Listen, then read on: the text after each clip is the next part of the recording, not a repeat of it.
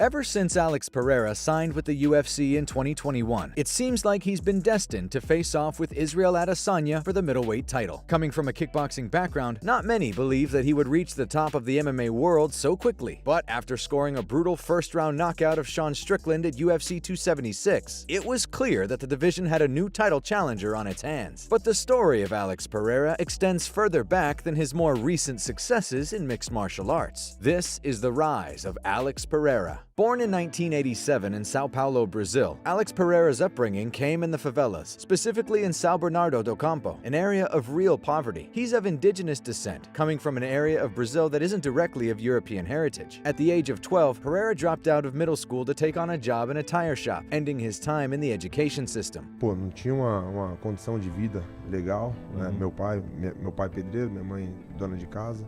E comecei a trabalhar cedo, né, em uma borracharia, com 12 anos de idade. 12 anos de idade, fazendo trampo ali de adulto, entendeu? During this period, his dreams consisted of having the money necessary to purchase a car or a motorbike, a far cry from his eventual aspirations of becoming a professional fighter. In his teenage years, Alex Pereira began drinking, and drinking heavily, becoming an alcoholic for a long period of time, for the vast majority of his young adult life, in fact. But a major breakthrough came when he decided to kick his addiction in 2009, taking up the art of kickboxing, which helped him focus on something that wasn't destroying his health. As it turned out, the 22-year-old Alex Pereira was actually quite good at fighting, earning his nickname Poetan, or Stonehand, due to his natural punching power. After discovering the benefits of an active lifestyle, his battle with alcoholism started to turn in his favor. But that doesn't mean it was as simple as flicking an off switch in his mind. For the opening years of his kickboxing career, Pereira still struggled with his vices, only breaking free from them completely when he realized that he had a lot of potential as a fighter, which would eventually lead him to true greatness in the ring.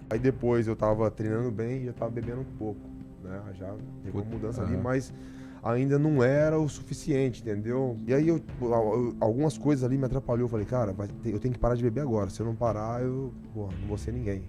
From this point onwards, he was a fighting machine, whose talents in the ring were now truly blossoming into something special. Just 5 years into his kickboxing career, he managed to take home Glory Middleweight Gold, winning the promotions tournament in 2014, putting his name on the map. Later that year, he took part in another Glory Middleweight tournament, this time losing in the opening round by unanimous decision. But in 2017, Pereira would really start to pick up steam, going 2-0 over his future rival Israel Adesanya, before then winning the Glory Middleweight Championship, a belt he managed to defend 5 times.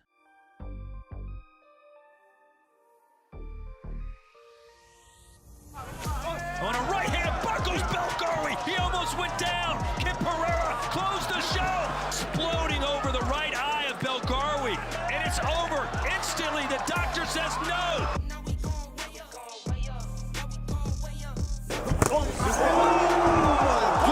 That may be it. He won. Punch, walk-off, knockout. And still, Alex Pereira, the middleweight champion of the world. Simon was fighting backwards a little bit more, but I think he's hurt. That left kick landed. And now Simon Barnes slow, and he got caught with a left hook. What a big bomb. Holding, and that's when Marcus backed up and got caught with that. And still, Glory Middleweight Champion of the World. Ended up getting him that TKO finish. Oh, high kick! Wow! Alex Pereira!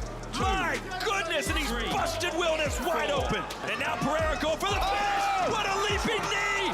Down twice is Jason Wilness. He doesn't know what's hit him. It's over. Easy work.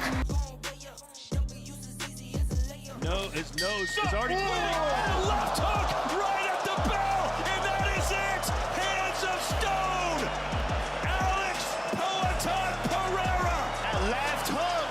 That's his dangerous strike. For your winner, and still, Alex Pereira.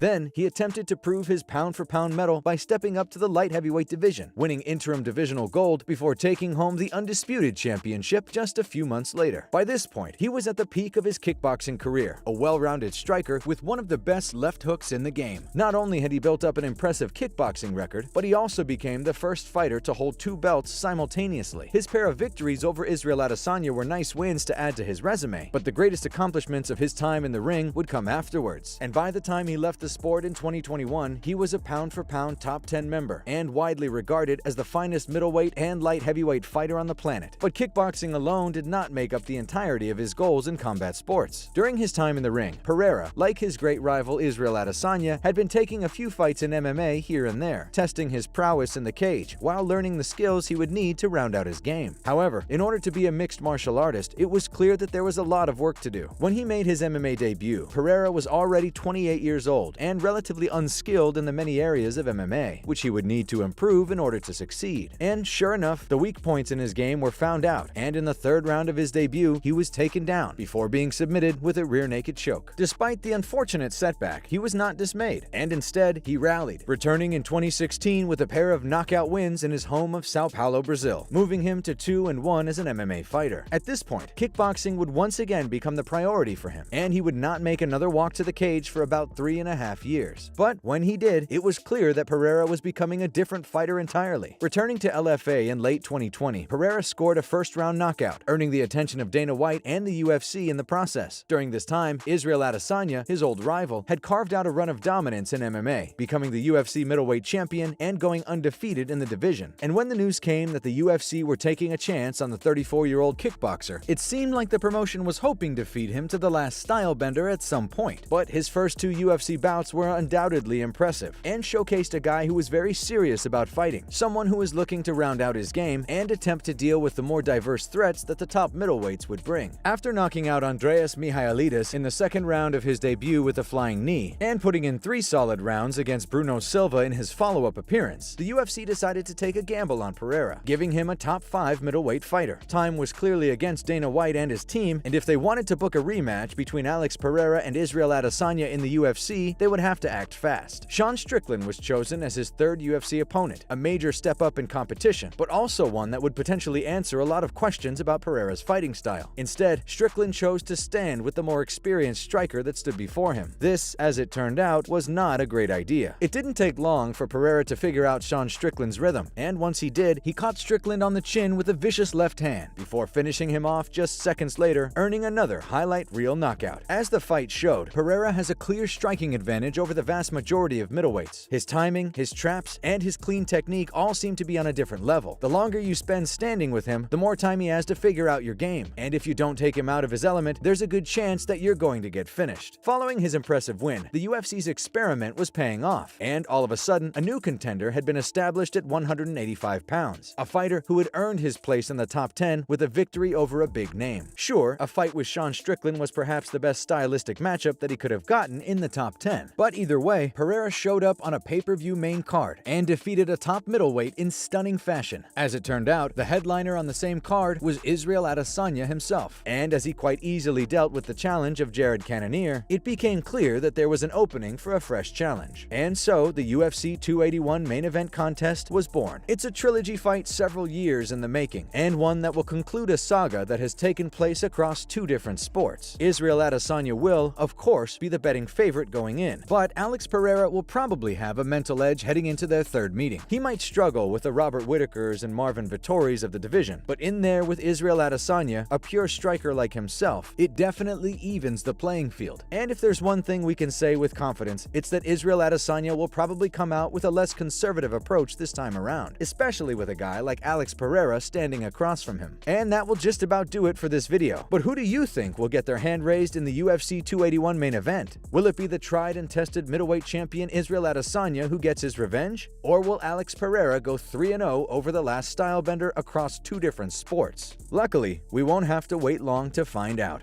As always, if you guys enjoyed the video, please be sure to let me know by leaving a like and subscribing to our channel. Apart from that, thanks so much for watching, and we'll see you on the next one.